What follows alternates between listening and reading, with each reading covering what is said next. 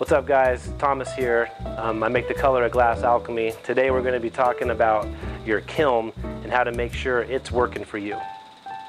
Cool, so I've got a couple kilns going right now.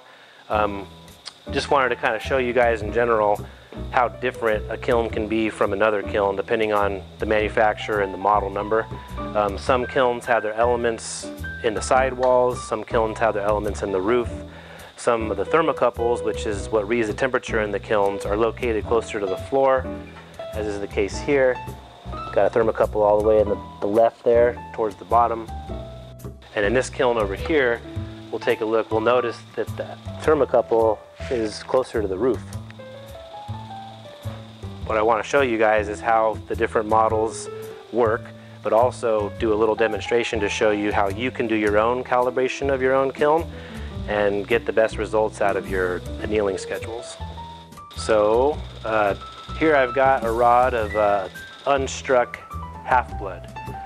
So what I'm going to be doing with this is placing these 4 different sections of the rod into 4 different places in the kiln, and then we're going to check on it after about 20 minutes at 1075, and we're going to see if the rods are all striking red the way they're supposed to be.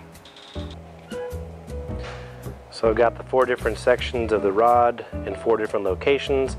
One's over to the left by the thermocouple sensor on the wall. The other one's on the right wall, furthest away from the thermocouple sensor.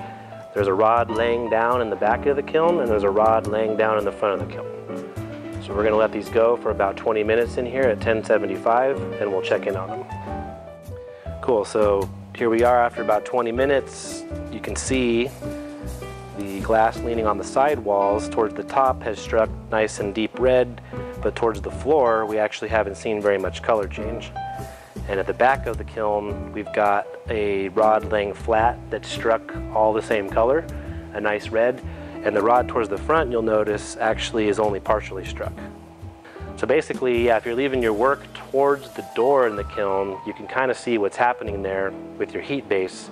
And then typically stuff that's on the ground versus stuff that's higher up tends to not be at the same temperature as the rest of the kiln as well.